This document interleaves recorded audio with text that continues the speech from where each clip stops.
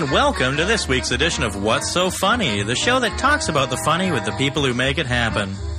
This week's guest is the entertainer himself, comedian, actor, artist, lady's choice. It's Mr. Travis Waters. And of course, as always, we have your host, the one, the only, Mr. Guy McPherson. Thanks, Sam. You're welcome. And happy Thanksgiving Eve to all.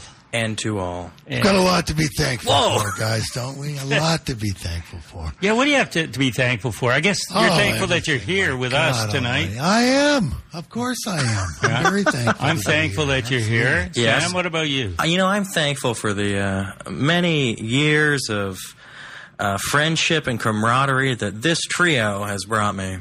Brothership. Whatever word that. Brotherhood. We'll go with that. Sistership, brotherhood. But whatever happened to the boys of I love it. You know? So that's what I want to here's the thing, Travis. Every week with the guest, I choose a song that's sort of fitting for the guest. This week I left it up to Sam. Yes. And of course it's got to be a yacht rock song. It's a classic. That is yacht rock, otherwise known as adult contemporary. Well, you know, we're not going to go in that argument right now, but... And, you know, he said what everyone says. Was that Christopher Cross? Was it? Are you serious? Yeah. It was not. No, that's David Roberts. Canadian David Roberts. Was he as magnetic a performer as Christopher Cross? You mean standing there looking uninspired and fat and bald? Christopher Cross was so good, but video killed the radio. Yeah, totally with him, man. It did. Like, he never wanted to be a superstar. No, he's probably just a studio guy, right? Well, he was like, I'm writing these great songs, and I don't want to be seen on MTV. And then he was, and then his career died. That was it. That was it. So what happened to David Roberts? Well, this was, I think, an early David Foster produced album that didn't chart. And it was his only album. But I mean... And it's his only hit, I would imagine. Because I know this song. I've heard it before. Yeah, I wouldn't even call it a hit, to be honest. Well, if I've heard it... Yeah, but you've also heard... Okay. That was a hit. Yeah, you've also heard Take the A-Train. That was a hit. Yeah, I know it was. 1952, Duke But Ellington. it's a great song. And I wonder with these one-hit wonders... It was such a great song. You couldn't write another one. That was it. I mean, he didn't... I think he wrote other tunes. It was so good. He did background there's other vocals. One hits that are great songs. Hot Rod Hearts. Up from the boulevard tonight. There you go. Robbie Dupree, baby. Don't know that one. My Sharona. That's a good My Sharona. I mean, that doesn't hold a candle to anything that Robbie Dupree A lot of good stuff out of Canada, though. Eh? There has, Loverboy. Oh, well, I wouldn't go that far. Whoa. What? That was not good. It's big hits, man. Yeah, a lot of big hits. I came here to talk, and all of a sudden you guys want to fight. You know? I mean, what the hell? Oh, man, we're not going to fight with you, dude. Loverboy. You be the ref. Everybody's working for the weekend. The kid is hot tonight. You know what I'm saying, brother? These are classics. Remember the Get Lucky with the red leather pants? Well, the album cover? Yes. Yeah, I mean, they just bit like sticky fingers, though, right? No, wait, that was the other side. Do you remember roller skating, brother? You must remember roller skating. Yeah, I went roller skating a few times. Every weekend.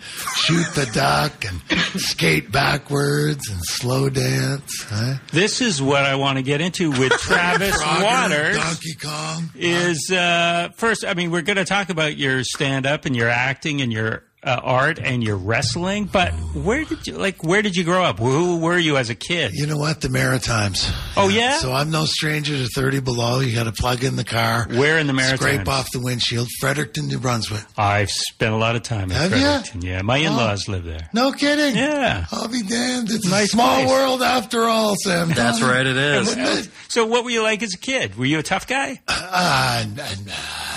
Well... I mean, I guess, you know. You beat up some kids? But no, I never. I was never a bully. Never in my life. You went roller skating? I can say that proud. You're damn straight I went roller skating. Everybody did. It was arcades and it was roller skating. In your hot pants? I remember I even had fuzzy dice hanging from my roller skates at one time. What? I could shoot the duck. I mean, I like to toot my own horn. But when it comes to roller skating... Beep, beep. I was pretty good, man. I was pretty good. I could do the tricks. And I'd play, like I said, I'd sit and play Frogger, Donkey Kong, but as soon as Angel in the Centerfold came on, or Freeze Frame, forget about it. I was out there doing my thing, brother. Yeah, you have to lace him up quick. I was doing my thing, yeah. So Fredericton, New Brunswick, I remember the roller skating rink was Skate City. Did you go to Fred High? Yes, Fredericton High School. They don't call it Fred High, but I say, why don't they call it Fred High? It was a small town, okay, 60,000 people, but the high school had 3,500 people. It was a massive high school. Oh. And, small town rivalry. Our big rivalry is Oromocto. Hey, I spent time in Oromocto. What? Are you kidding me? And I'll tell you this. That's where they lived before Fredericton. Wow. And if you went to Oromocto at a tournament and you saw a face that didn't look familiar, you'd hit it. That was what you fucking did. That was the Maritime. So what was Fredericton when you were growing up? What did people do? 60,000 people. They had a lot of kids. Oh, hell yeah. Well, I'll tell you this. I mean, the Maritimes is friendly, man. I mean, if your car breaks down, the first person that drives by will stop. Say, well, what's the problem? Why don't you come over to the house for supper? Then we'll get you on the road. I mean, which is something. And people know people. Everybody knows everybody in the Maritimes, it seems. But if you're, Fredericton, isn't that right? In Fredericton, everybody knows everybody. Oh, you're Don's boy. You Sam's boy. And then it's a government town, a university town. So your father gets you in for the Department of Transportation, right? Okay. And you work there for 30 years, you get the golden handshake, and then you can complain together. Those bastards, 30 years I worked for them. All I got was this watch. Oh, Those man. bastards. I wish we got watches. That's why I saw too many people get the golden handshake. So you had to get out of there. I had to get out of there, because, I mean, hey, there's nothing wrong with living in a small town. I go back there, and some people never left. They got their government job. Shit. They got a house, budgie bird, picket fence, Chevy 6. Even. They got they got the cottage. They got the skidoo. I mean, hey. It's all right. Yeah. It's all right. So when you were... They don't got the stories. That's the thing. Your rivals were Oromocto, and what... This sports, I take it. Oh, yeah. So what were you playing? You played everything back then. I played hockey, and I played rugby. I played baseball. So there was a rivalry. But and back then it was the Wild West. I mean, I can remember in minor hockey, referees getting chased by angry parents, and I think it's still the same. They've actually put up signs, don't get too carried away, asshole parents, at these games where your kid's 8, 9 years old, fucking, if everyone thinks their kid's going to the NHL, right? Yeah. They did then, they still do. They still right? do. But they're not, right? The world's a big place. You get kids playing in Europe, Finland, Russia, they're good. But no, everyone thinks their kid's going to the NHL. So you were an athlete, but on your website, you say that you've always loved to perform. Was that even at that age? Yes. I mean, you got to remember back then, school was the Wild West too, right? So teachers could slap you around, but you could get away with a lot more. There was such thing as the class clown. Right? Yeah. No such thing as a class clown anymore. Everyone just, is expected to sit there. If you act up too much, they put you on drugs, right? Ritalin, whatever the hell they put you on. Back then, you had a leeway. I mean, you could shoot your mouth off and try and make the other students laugh until the teacher grabbed you by the throat and whipped you up against the lockers, right? I mean, that comes from the days of the strap, yeah. Right? So the principal, I remember him winding up and strapping my ass, right? And that was back in the days where you didn't say anything to your mother, right? Or she would have beat your ass twice as fucking good, right? And I mean, it was like parents had teachers' backs. If you fucked up at school and the teacher slapped you around, your mother had the teacher's back. She said, what for? Next time hit the little bastard harder, right? Yeah, teach him a lesson, right? So to come from a different time. Were you always getting into trouble? Oh, hell yeah. Of course. You were a hellion. Of course. Oh, yeah, absolutely. And every report card, disruptive in class, and of course my favorite, not working to potential. Did you ever get that, Tony? No, I never got that. No? You were always an overachiever? Yeah, it was always like, obviously... You got right to the top at Dungeons and Dragons. Oh, fuck off. I'm sorry, I shouldn't be swearing. You had the shield right away. Oh, man. Right before everyone else. I played music, dude. I didn't play Dungeons and Dragons. I was a different kind of nerd. Oh, wow. Okay? Okay. Yeah, why do you think I know David Roberts? Not exactly. the orc. Man's a walking encyclopedia when it comes to music. So is Guy, though. Guy here is an expert. Narrow focus. Yeah. Just like you with yacht rock. I'm an expert when it comes to early 80s, late 70s, smooth rock produced out of LA. Yeah. The breeze makes me feel fine. That's a great tune. That is a great tune. It is. I love Seals and Crofts. I love Crofts. Not so much Seals. Are you an Art Garfunkel fan? More than Paul? Fuck Paul Simon. Hall & Oates would be nothing without Oates. Okay? So put that in your pipe and smoke it. I love Hall & Oates, man. Yeah, they couldn't hire someone to do that, right? Damn right they couldn't. Not like Oates. Is it like this music is in our wheelhouse, but Sam is a young man. Oh, don't call me that. I know. Why is he into that's it? That's why it's... Yeah, why am I not living in Fredericton with a family? Well, that's what it looks like. Everyone I went to school with, a lot of them look like Tonning, you know. It's like they just said, man. fuck it. Oh, God damn it. I knew this was going to happen. You know what? Throwing in the towel. I'm going to wear sweatpants to the pub. I like, fuck it, right? When did you leave Fredericton? And where did you go? The summer of 96. August 96, I worked construction the summer. I graduated. I actually, I didn't want to work. I'm not employable, right? I was never employable. People say, oh, don't be so hard on yourself. But I'm not. It's just a simple fact. I was never really employable. I couldn't even sell Dickie D ice cream. Well, I always went to the beat of a different drummer. I daydream. I wasn't paying attention. But you were trying to do my own thing. Just not living up to your potential. Well, no, I'd always give it a go, but I'd always go for the laugh. And that got me into a lot of shit at school. Yeah. When you go for the laugh, you try and make the other students laugh. And, I get into a lot of trouble. But at least back then, you get strapped and slapped around. But at the end of the day, I managed to scrape through high school. And then, of course, I didn't want to go to work. So back then, you could go and get student loans. It was a branch of the government. And you didn't have to go to school? No, you had to go to school. I see. Okay. But that was the student loan gave you enough to go to school and have extra money to live. It was too good to be true. Yeah. Right? And back then it was a branch of the government, so it wasn't as strict. And now you got to go to the bank. I mean, they're right on your ass. Now, the whole government student loans is a ghost of Christmas past. They're done.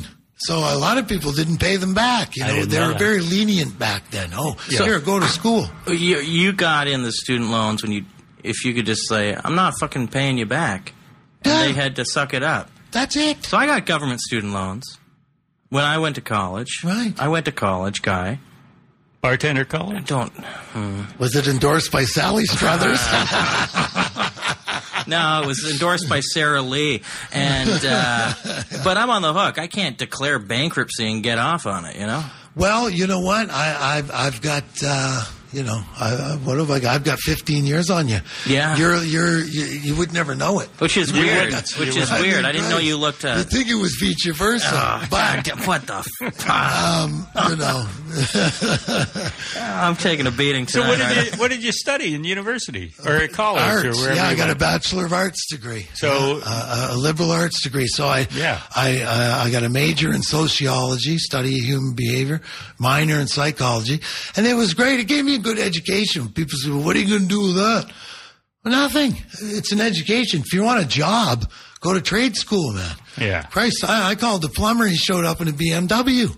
It's like, it's crazy. If you want to get a good job, go to trade school, you make the big bucks. If you want an education, go to university, get an arts degree, and go out there and have a good time. And you didn't get a job from it? No, of course not. But, no, fuck no. You're a smarter man because of it. Absolutely. Yeah. Absolutely. No, that education, the 4 years of university I got, that gave me a great education. What school? St. Thomas University in Fredericton, New Brunswick. Yeah, there's UNB, University of New Brunswick, and St. Thomas University. They got really the best liberal arts program in Canada. And so you did well enough in high school to get into St. Thomas. Well, back then you could kind of scrape in with a D plus too. Right. They didn't have the I know it's crazy now. I wouldn't get into university. Oh my God! There's so many things I wouldn't do. I wouldn't get my driver's license. I wouldn't go to school. I mean, now you're an L. You're an A. Well, you can only drive with your mother. Back then, when I was 15, you get your learners, then you boom, you're on the street. Yeah, that's 16. it. The guy said, "Well, pay a little more attention around the cones, but I know your grandfather, so I'll pass you." It's a Catholic school. Yeah, well, is it? How was that? It's a saint, so yeah. Well, yeah. Well, yes, it is. Yes, it is. And the hockey was big. Sports were big. But, they didn't, They didn't discriminate. Well, did you have to, adhere to an honor code or something? Well, yeah, no. As a matter of fact, now that I think back, there was a girls' dorm and a guys' dorm, and never the two shall meet. And security was big. If you got caught in the girls' dorm, it was deep shit. And, so there was, so there was a lot of... And were you a lot of tomfoolery going on? Were you caught in the girls' dorm? Yes, as a matter of fact, I was. And, but those were the days. You get into a little bit of shit. Now you can't get into a little bit of shit. Yeah. Then you're going to pay for it. You're going to go to court. And the cops. Back then, you can't run for office. It goes on social media and all this shit. Back then, it went into the abyss. Mm-hmm. It's like it didn't happen. So after university, what did you do? Well, then I thought, well, shit, now what? So I had some friends out in Vancouver. A friend of mine was actually going out at that time. I had some family out here. I said, you know what? I got to go to the big city. I got to do it. And not Toronto. No, Toronto. I mean, you still hear the word Jeesley in Toronto. You're not really, you're still back east, really. And Toronto's so busy, everyone's got something to do. What do you do? Where are you going? What do you work? Hey, man, relax, smoke a joint, So I realized I got to go out west where weeds are plentiful and I can still kind of live on the fringe, Let's see what happens. You've made a career on the fringe. Oh, there's no question. Absolutely. I've made a career on the fringe. And I'm proud of that. And not the circuit. It's not easy. No, not the fringes of society, not the fringe circuit. I mean, you can make it look easy, but it's not easy.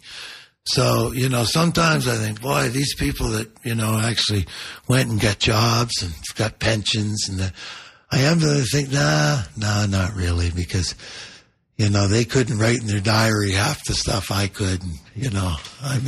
So when they're sitting in the rocking chair, they won't have half the smile on their face I will with all the shit I got into. No doubt. And I didn't know any. That's all I could do was go by the seat of my pants. That's all I ever knew. So I just wasn't cut out to 9 to 5 and get a job and be responsible. I just kind of went to the beat of a different drummer, had to do art. Had to, so I came out here in Vancouver in 96. And in 1997, I was standing in line for a wrestling event because I've always been a huge wrestling fan. I grew up, of course, in the 80s with Hulk Hogan, Andre the Giant, Randy the Macho Man Savage, Honky Tonk Man, all these guys, Jake the Snake Roberts, Jesse the Body Ventura, So I was a wrestling fanatic growing up. So I'm standing in line in 97 and I get into the venue and someone asks me, of course, I've got long hair. So you're at a WWF actually event. It was an extreme championship wrestling event. Oh, okay. It was and what was advertised, Tito Santana. I've heard of him. Greg the Hammer Valentine. And Doink the Clown, Matt Bourne was there. And I saw this poster. I said, my God, I've got to go. I grew up watching these guys. So anyway, I get there. When I get into the venue, someone asked me, are you a wrestler? Because I had the long hair.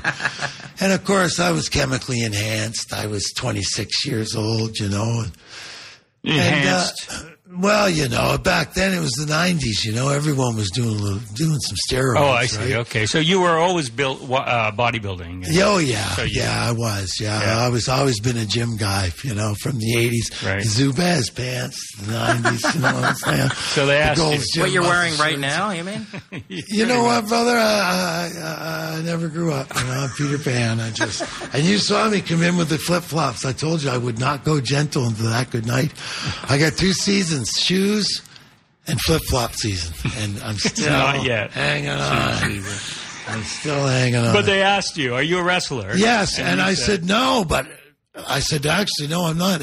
She said, we ever thought of being one? I said, well, yeah, all my life. She said, well, I know the promoter. I could introduce you. Oh, okay. So she introduced me to the promoter. He said, well, kid, he said, we're starting training this summer. Starts in June, kid. If you want to come, show up there. All right.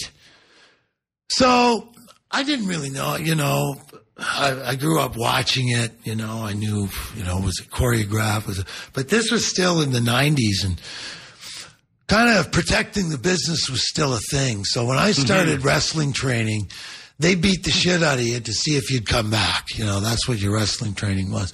And then I not told my buddies at that point that I was training to be a wrestler. Fuck, I might have walked out of there. I mean, they really laid it to you. But that was a code of the Wild West. You have what it takes to be a wrestler because it's a lot more real than people think. So are you saying today if somebody goes to become a wrestler, they don't beat you up it's until... It's a little more commercialized. I mean, you can't get away with ripping somebody's head off.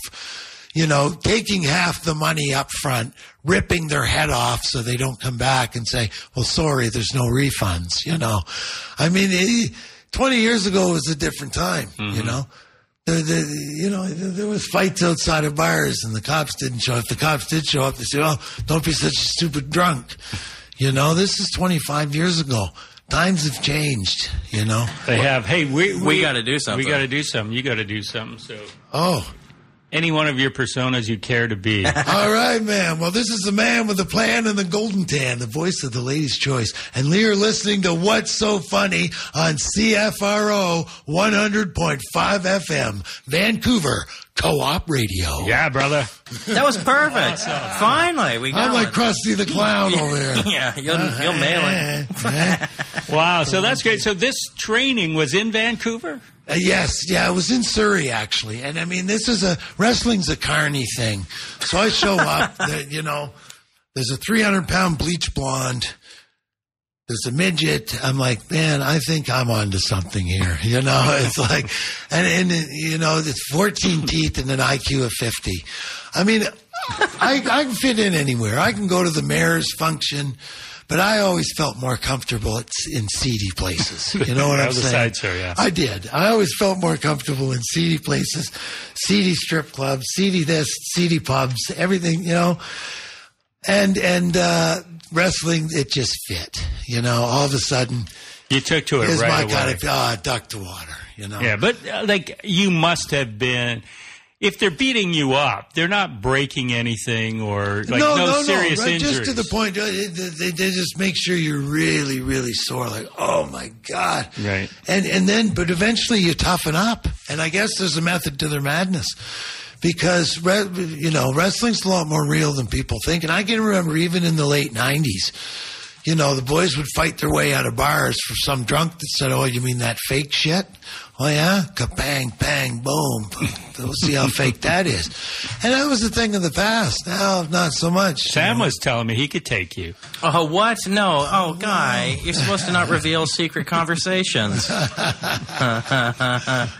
to God. I can't take Travis. I can take a hit from Travis. That's it. I've seen it. Oh, my God. Well, no brain, no headache. And Sonic has that great big potato head. It just sticks right out there. So it was a cookie sheet, was it? 60 pounds, yeah. Pan? Well, yeah, it's a cookie sheet. And those, the sound is good, sound is good, but you hit them hard. I did. Well, you got to lay it in there. Yeah. You've got to lay it in there, because the last thing you want to do is, you got to lay it in there. And there's a little thing that's called protecting the business. If Someone said, we're going to do a little wrestling thing. You let them have it.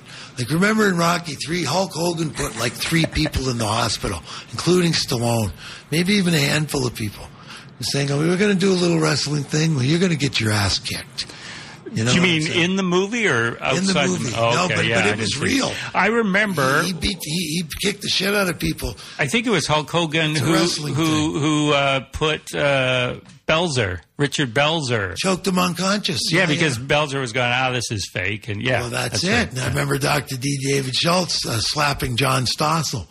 You know, and I think he's got hearing loss to this day, but that was the Ghost of Christmas Past. That doesn't mean it's not fake, too. You guys are obviously... It's a lot more real than people think. Now, choreographed, I'll agree with. That's what I think people mean. Fake, I don't know. I mean, how do you fake a suplex? How do you fake a body slam? You know, that's where you pick someone up, parallel, right off the ground, and then drop them on their back. Mean, you can't fake that. That's your back hitting the ground. They must teach you how to land. Look, there's a proper way to fall. Yeah. And when you go to train to be a wrestler, you learn how to fall. But you don't land the same way all the time. There's you give the move, you got a guy 300 pounds landing on you. It doesn't always go, perfectly and night after night. So back in the late 90s, we're wrestling 200 nights a year. We're out on the road. So 7-9 nights in a row. Was this in Canada? Yeah, and all over the Pacific Northwest. Mm-hmm. Vancouver Island, Portland, Vancouver, Washington, Washington State, all through there, California, into Calgary, Edmonton. But, so you're on the road and you say, Jesus Christ, I extended my shoulder last night. I fucking, my knee, I landed wrong on it, I can't move my neck. Well, fuck, Show must go on. The show must go on. So you go out there and wrestle the next night. And do you tell your opponent, hey, take it easy on my shoulder? Oh, yeah. You say, brother, fuck, watch my neck. And, and then, of course, that's where the pharmaceuticals come in, right? Uh-huh. People think, the wrestlers are dying young. What is it, steroids? No, it's not steroids. Fuck, Arnold Schwarzenegger's still alive and looks great. What are you telling me, Arnold? $1,000,000. Oh, yeah, and all those old bodybuilders still alive look great. It's the pharmaceuticals, the OxyContin, the Dilaudid, the Somas, Percocet, Percodan, Tylenol 3, that's a wrestler's breakfast. Right. So you get into those and say, geez, I can't, I'm awful sore, take one of those. No, now I feel like I can run through a brick wall. What's the worst wrestling experience you ever had? I've been lucky. The worst I've ever had, I lost a front tooth in wrestling, and I dislocated my shoulder. And other than that, I've been lucky, just little, scrapes, bruises. Landed on my hip wrong. It was sore for 2 weeks. Landed on my back wrong. Threw it out for 2 weeks, But the most painful was, dislocated shoulder, and I took one of my teeth out. So I've been really lucky because I've seen broken legs, broken collarbones. I've seen broken ankles. I've seen, dislocated knees, elbows. And, people don't realize how real wrestling can be. So when that happens, a wrestler gets injured, a broken bone or your take shoulders it home. up. That's the word, take it home. What does that mean? That means let's finish this match. So the opponent... 1, 2, 3. Okay, I see. Yeah, pin me 1, 2, 3. And the referees, there's a lot of communication in there with the referee. They get down 1, 2, 3. Mm-hmm. And so people don't realize the injuries that go along with wrestling every night, the nagging injuries, the back injuries, the shoulder injuries, the neck injuries. Were you always the same character? Always. Because how did that come about? Well, I always wanted to be a ladies' man, that walk in, brother, I'm the man with the plan and the golden tan. I go all night long, I eat T-bone steaks, lift steel plates, sweeter than German chocolate cake. You're spending the night with the ladies' choice, baby. Every day is Christmas. Every night is New Year's Eve. I'm walking out of here with your old lady, baby. She calls me every night crying on my shoulder. All you do is lay on the couch, pay more attention to the remote control than you do to her, daddy. When I come to town, they say, what is all the fuss about? I don't mind telling you, Taunting, the beauty salons, sold out. Man. But, you know, in reality, you know, Travis Waters growing up awkward. I mean, shy around women. So, by God, Ladies' Choice, quite the reverse. Fuck, no problem. You're playing a character, though, I'm playing a character. But the ladies don't know that. The ladies don't know that. They love so you. I walk up, well, you know. You're a handsome fella. Yeah. But so was this guy always the heel? Yeah, absolutely. Well, I mean, every once in a while in my career, if the guy that I was wrestling was big and ugly, and then we'd make him the bad guy. So as the heel, you have the creative. You come out and you get the people to hate you. That's the beauty. That's where the work is. The heel comes out, gets the people to hate him, you know. I've been here for 3 days. This place stinks. I can't stand it. You know, whatever they say. So people say, boo, you know, you're all fat, disgusting, you know, boo. Whatever you're going to say, get the people to hate you. Then the good guy comes out, starts clapping his hands with a big smile. They already hate him. They just want to see the good guy kick his ass. Right. So, you know, a handful of times in 22 years, I've actually been a baby face. They go heel and baby face. The heel goes out, establishes the heat, gets the people to hate him. The baby face comes out and just gets that baby face heat, claps his hands, you know, says, you want to see me get him? You know, there's no place better than Campbell River, Alberta, baby. You know, or wherever. Campbell River, Alberta. Yeah, that's right. But I always enjoyed being a heel because, you know, I mean, you can't go into the, I want to withdraw, brother, you know, but that's why it's so tough to walk away from wrestling because, you know, where else can you go out and be this character, you know? Right, say everything you want to say. Say everything you want to say, you know? So you can't wrestle anymore? Well, I can, and I do on a very light schedule, you know? Yeah. I probably, for the last 2 or 3 years, have only wrestled maybe two or three matches a year at the most. Got to be careful. I got to be very careful because it's a young man's game. You know, when you're 25, you don't feel anything. Yeah. You could go out, drink all night, get up, pump gas all day. I can go out drinking again, do a nip up. But, you know, pushing 50, you'd fast forward 20, 25 years, and all of a sudden, Jesus, takes a little longer to recover. You know, a hangover, fuck, you could lay in bed with the shivers for 3 days. It's like, what's going on? So you got to pick your spots now. I mean, I can still do it, but to snap back, I can't snap back like I used to. It's going to take you a month. Like that's it. So in my early 20s, no problem. Do a nip up, do it all over again. But what about being a manager? I remember all like the heel managers. Well, that's how I'll stay Heenan. in. Captain Lou Albano, Bobby the Brain Heenan, yes, the Jimmy Mouth of the South Art. Come on, Olgie, get him, Olgie. Kick him, punch him, scratch him, Olgie. I mean, I loved all that. So trust me, I will stay involved. But it is fun to go out there. There comes a time where you can't take the bumps anymore, and unfortunately, I've come to that time. But, you know, hanging around because a lot of the wrestlers now are 25, 30 years old, and they're full of piss and vinegar, and they keep me young, hanging out there in the dressing room, you know. I make you feel like a kid again. And I won't go They gentle appreciate into that. you. Good night. Oh, I've been around a long time. You've been around long enough today, man, you know. Hats off to the LC. When you were 25, were there 50-year-old guys in the dressing room who you looked up to? Yeah, there were. I mean, you know, I can remember, starting out, guys like Loverboy, Johnny Canuck, and, back then the Honky Tonk Man was coming to town a lot. He gave me a lot of good advice. And did you get in the ring with him? I was in the ring with Honky Tonk Man. I've wrestled a lot of people from that era. Roddy Piper? I've wrestled Roddy Piper. I was on Piper's Pit. I've wrestled Jim the Anvil Neidhart.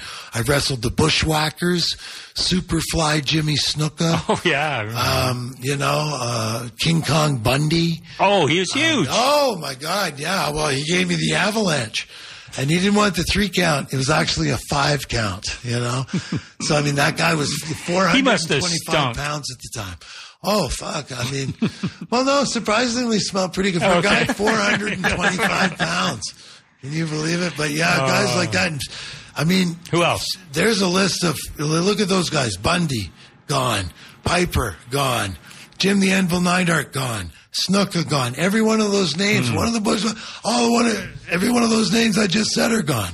You know, I was in the ring with Mick Foley one time in Coeur d'Alene, Idaho. Tommy Dreamer. Brutus the Barber. Chronic. Who was that? Brian Adams, and he's no longer around. Brian Adams? Crush, yeah. He was actually not the singer. He was actually a wrestler called Brian Adams, and he was called Crush in WWF, and then went to WCW as Brian Adams. But and did you beat any of those people you just mentioned? I beat Honky a couple times. I think I cheated. You know, I had my foot on the ropes. Hey, that's not sporting. Knuckles. That's not sporting. Hey, just win, baby. No one ever remembers the loser. Whatever you have to do to win. If you got to take a foreign object, you got to use brass knuckles. It doesn't matter. That's why I love wrestling, because you know what? It's a good lesson in life. Cheat. Good doesn't always win. Good doesn't. It's not fair. Whoever promised you fair? That's true. Life isn't fair. No, it's not. And no one ever promised you fair. And sometimes life kicks you straight in the gut. And that's what happens in wrestling. You know, hey, the bad guy won. He cheated. The ref didn't see it. The bad guy won. Tough titty. Go cry to mommy. Jimmy Crackcorn. I don't care. You know what I'm saying? When you... time for another read. Oh, we got to do another one. All right. Same thing? And whatever you want. Same as the first? Sure. All right. This... right here is Travis 2T Waters. And you're listening to What's So Funny on CFRO 100.5 FM, Vancouver Co-op Woo Radio. Nice. That's great. Hey. I got a question for you, Travis. All right, Daddy. So, you're talking about the locker room, the change room, behind the scenes in the wrestling world, right? How does that compare to, you know, the green room of a comedy club? Well, you know what? I'll tell you what. It's a lot the same. Comedy and wrestling have a lot in common. There's the same camaraderie. There's a lot of camaraderie in the comedy scene. You know, everyone. We I don't know that other, there used to be, but there certainly is now. Well, there certainly is, and because you see the people a lot, you're at the same shows a lot. Yeah. So you know you're always bullshitting, you're always making fun of each other. You carry on with each other. So there's like a fraternity there, and I always enjoyed that. I like being on the road. I like hanging out with the fellas. I like a good laugh. I'm fun loving. You know, so I was always. Drawn to that, you know, being on the road, having a good time, camaraderie with the fellas, pranking people, making fun of your friends, you know, marking people up when they pass out, you know. I always enjoyed that aspect, staying in hotels, going to the bars, you know, having a good laugh. So wrestling and comedy are a lot the same in that way, you know, because I've had a lot of good times in wrestling, you know, on the road with the fellas. I mean, my God, half that shit, you couldn't sell it as fiction. If I told you some of the stories, you'd say, no, you can't put that in the book. That's too far-fetched. You tell us. I'd say, well, that actually happened, you know. Actually happened. You were funny as a wrestler. I mean, just from what you're saying. Well, wrestling's a lot like comedy. You gotta have an act. I mean, you don't have to be funny per se, but you've got to be engaging. You have to have the people. So when someone puts a microphone in front of your face, you better shoot your mouth off. You can't say, I just gonna do a wrestling match. I mean, you know, you gotta be on. I'd like to see brother, that. Let me tell you something. Saturday night, you're gonna see it. You know, so you got to start in, have the people engaged. So it was a natural transition from wrestling to comedy because I'm still shooting my mouth off. Only the difference is I don't have to take the bumps. And it's good to get the laughs because I'd always go for the laughs in wrestling because I realized early on to have a prolonged career in wrestling, I couldn't take all those crazy bumps of off the top rope and off the balcony and off the bleachers. I had to come up with a character that just kind of let the other guy do the work, get my pants pulled down, stagger around, fall on my face, make the people laugh. If I want to stick around 20 years, I had to kind of have a comedic style. Yeah. And not be the guy that killed himself out there every night, But and stand-up comedy, you're relatively new to, right? Just a couple relatively of years? new, yeah. Well, about 4 or 5 years, 4 or 5 and years what in, drew but that's you to relatively new. Well, again, I was always going for the laugh, and especially in wrestling. Like when you're traveling with the boys, you could be in a van for 14 hours driving to Prince George, and then Smithers, and then Golden, Alberta, and then into Mudlick, and so you got a lot of time, and you're always trying to crack up the boys, right? That was a big thing. Mm-hmm. So I'd try and crack up the boys, and do what I thought was, kind of a stand-up routine. But boy, you realize when you're up in front of a crowd and they've got their arms folded, and it's you and a microphone and a spotlight. It's a whole different ball game. How prepared were you for that first set? Well, I thought I was prepared, but I realized, when I said my first few words and it was silence and people had their arms folded. Holy shit, this is serious. And actually my first set in comedy went pretty good, for a first set, and then I was hooked. Yeah, that's what I hear.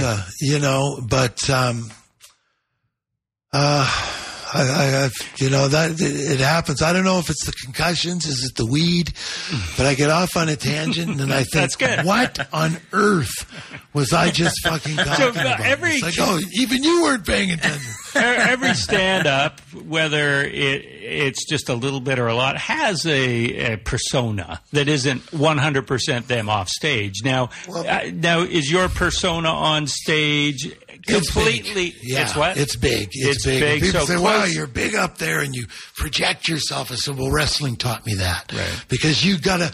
So my philosophy was go big. If you fuck it up, well, fuck it up big. Don't go out there and half-ass it. Well, you fucked up a little. No, fuck it up huge, but go big. And wrestling taught me that, because you got to go big. You got to act big, talk big.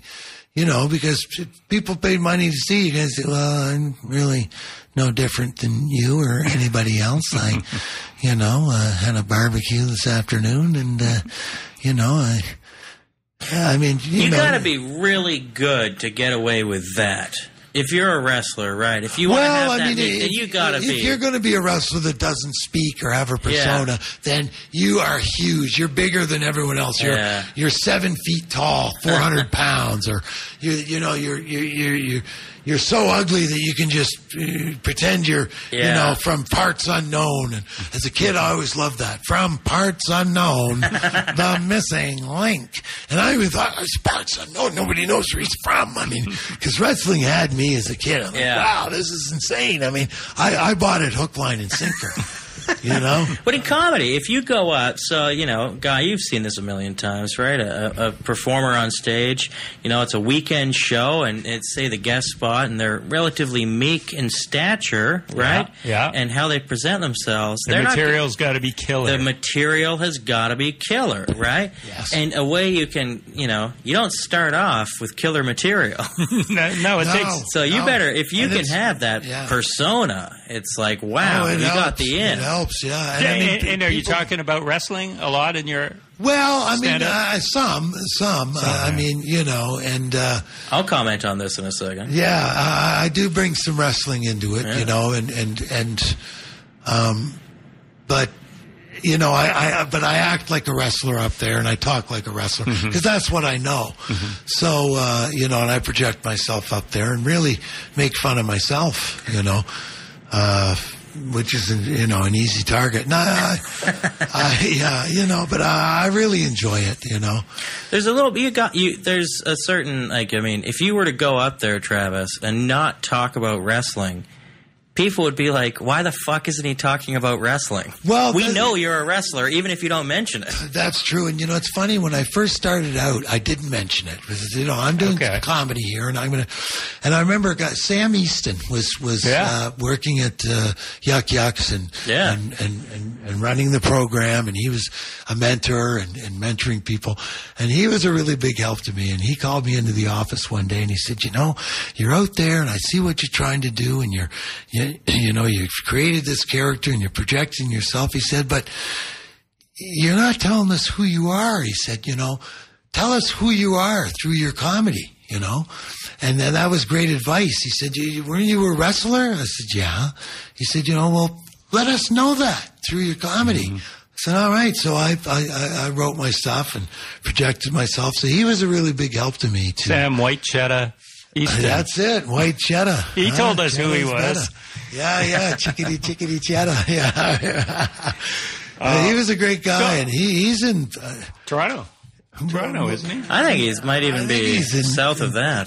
Oh, might be in Shanghai or something. Yeah, or the Caribbean or something. The Caribbean or something. Hey, I saw Jake the Snake at Yuck Yucks. Now, there's a few wrestlers who go around. There's not quite stand-up, but they are engaging and funny, telling tales. I voted for Jake the Snake. I voted for Mick Foley. I was just at Bret the Hitman Hart. Now, what these guys do is spoken word. Now, Mick Foley, his act was very, very polished, and he knew where the punchlines were, and he's a funny guy. But Jake just goes up there and tells a good story. He does. He tells a good story, and Honky Tonk Man was actually doing it too. And but these wrestlers, wrestling. I'll tell you what, they are die-hard fans in wrestling. I mean, yeah. I mean. You walk in when my grandmother was watching wrestling, you kept your mouth shut, I'm telling you. It was a whole family thing. It was a family thing, and people to this day, they take their wrestling serious. I mean, it's the bell curve, When Hogan was big, wrestling was big, then it went down. Then The Rock, Stone Cold Steve Austin. It's the bell curve, but there's a core group of wrestling fans that they're always going to be there. No matter what. No matter what. So, wrestling fans are definitely loyal. And these guys go out and tell wrestling stories. They sit there for an hour and say, I remember one time Andre the Giant couldn't fit in the bathroom, so he had to lay newspaper down in the bed and take a shit in the bed and look like horse shit. Big pile of horse shit. Oh, Jesus. And that's the thing is Japan, those bathrooms are so small. So Jake was out there just telling the stories. And, and he's got a story to tell, and then they do a Q&A, and people have the wrestling fans ask their questions, and so it's good. These guys are out there, making a living. They sell their merch, and because a lot of the wrestling fans want to hear what they have to say, and they like those old stories, and it is quite interesting. It was interesting for me, and I wasn't a huge wrestling fan, although I did watch that particular era of it. Yes. So, it was so good when Hulkamania was running wild. Did you ever get into wrestling, Tonning? Were you ever wrestling? Never a huge wrestling fan. Though I would have been like the Rock era, is what I knew what was going on. Yes, that's when you kind of Yeah, but I was too busy playing with my clarinet, if you know what I mean. Oh, my God. I bet you got so much pussy when you went to band practice in that red sweater. Oh, God. It was the navy blue. Yeah, I always say there's a nation where Tonning has women all over him. Yeah, somewhere. Yeah, imagination. Hey, you mentioned your grandmother was watching wrestling, and I read that your family, there are a lot there in it, and actually, now are a painter as well. Yes, I come from a family of artists. Actually, I've got a cousin that's an animator for Walt Disney. Wow. One of my aunts can do portraits. And I smoked an indica.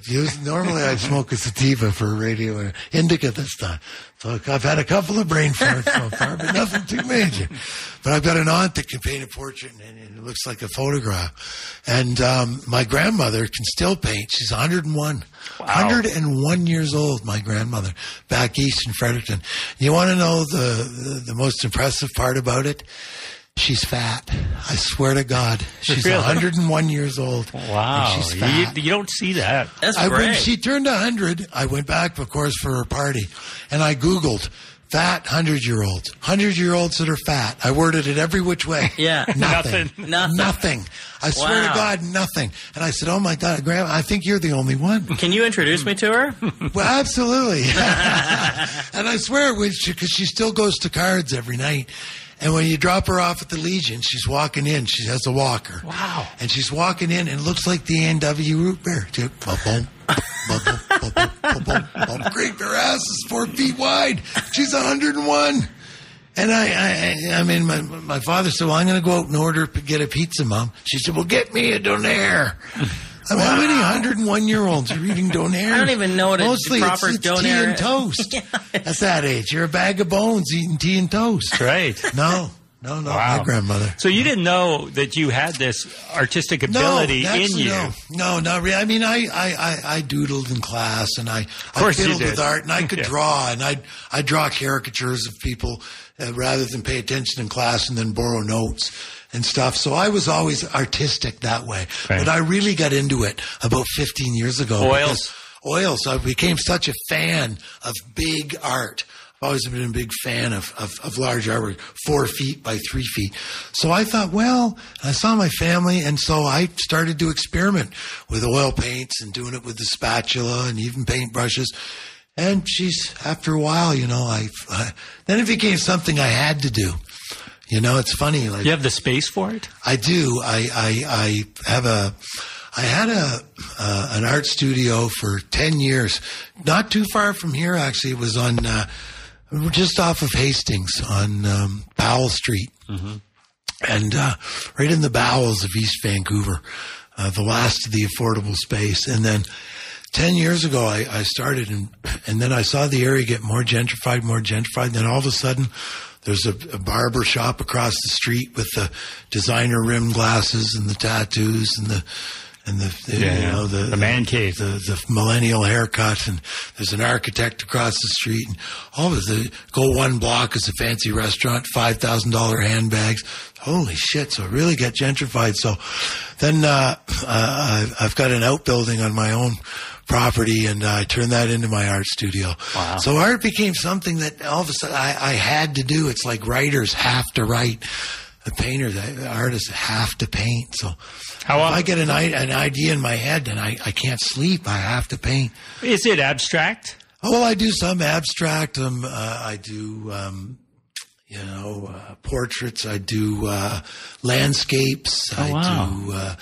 I do, so all different styles actually. And because I try not to stay to one style. I've even experimented with some watercolors, and so. But I really enjoy it. It's very therapeutic for me. And all self-taught. I relax and concentrate. Well, yeah, it's something you have. It's like I see musicians that could pick up a guitar, and all of a sudden they're playing the guitar. My God, I wish I could do that. I don't even know how to hold my fingers. And these people say, well, it came easy to me. So, you're musical or you're artistic. But, yeah, I enjoy painting.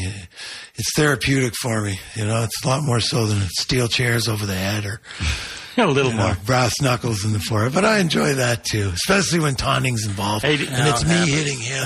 Did you ever take a razor blade to your forehead? Twice. Yeah. Twice in my career. And I did it above my hairline. If you see some guys, some ugly guys, Dusty Rhodes or Abdullah the Butcher, their foreheads look like a map of the world because they continuously cut themselves with a razor blade. To bleed. And you get take a couple aspirin before the match. As they'd say, red equals bread, red equals green. You bleed in the match, make some more money. But I only did it twice because I didn't want to have my forehead. Oh, you're like too that. pretty. Well, this is it. That's what I'm saying. And I got to meet the women after the match and be the ladies' pet and the man's regret. Well, 99% of the women love me. 1% hate me. Who's that? But they're the ones listening to the Richard Simmons tapes, peeling the wax off their upper lip. Sam Tonning can have those ones, right? That's what I'm talking about. Spread the wealth. Sam gets his share. You get the rest. Exactly. The 1%. tell you. Oh, Travis Waters, it's been great talking to you. Has this been an hour already? Well, we're almost there. Yeah, this is a couple incredible. Minutes. So, that's what happens. Time flies when you're having fun. You're just shooting the shit. People want to know. They may not get to see you wrestle now, but where can they see your stand-up? Well, stand-up Tuesday the 22nd. I'll be at Yuck Yucks. Saturday, October 26th, it's the Keto Caveman Cafe. It's Rossum Comedy. I'll be the MC. So come on down and check that out. You can go to traviswaters.com to check me out. And, 2020, I'm going to come back and early in the year make a comeback into the wrestling ring. So keep your eyes open. Oh, really? Yeah, I'd like Around to have town? you come out Tawning and check it out. Yeah, probably be somewhere. It could be at the Rickshaw Theater. It could be at the Commodore. It's hard to say. But If Sam comes out, would you promise to hit him over the head with a chair? Well, I can't promise you I won't, I'll tell you, because nothing gives me the satisfaction like hitting Sam Tawning over there. The salt maybe and over the back. sleaze. Over the back. Oh, Sam man. Tawning. You know what I mean? So if I were to come I should out, hit him on the back because, with all that hair, it wouldn't slide hurt right as off. bad. But his head, no brain, no headache. And I lay it in there, but he takes it and he I goes love down it. with I his love big getting melon. good hit. I've never had a concussion before. And that was? No, fuck no. No, but he That- gets his bell rung a little bit. A little bit, You yeah. know, but And then I that's lie okay. there and you kick me. And I mean, it's not like he was in Mensa anyway. It's not like he's he's this, that, these, and those. He's But I want to see that. I've never seen live wrestling, and I want to come out to when in 2020. Yes. Ladies' I'm choice. I'm starting to comes train back. for it now. That's right. Oh, you're training. Yeah, well, you got to do it, brother. I'm heavy in the seat. I got to be light on my feet. You know what I'm saying? The man with the rhymes. That's it, baby. Travis Waters. It's been a slice, guys. Thanks for having me here. Thanks very I really much. appreciate it. That was great. Great hour. Yes. Next week, maybe Dino Archie will be our guest. When is Nestor Pister coming? November 3rd. yes, that's right. In a couple weeks. We got a whole lineup in November. So tune in every Sunday night at 11. What's So Funny here on Co-op Radio. Going to be great. Thanks, Sam, and thanks, Travis. Thank you, guys. Good night. Good night. Woo.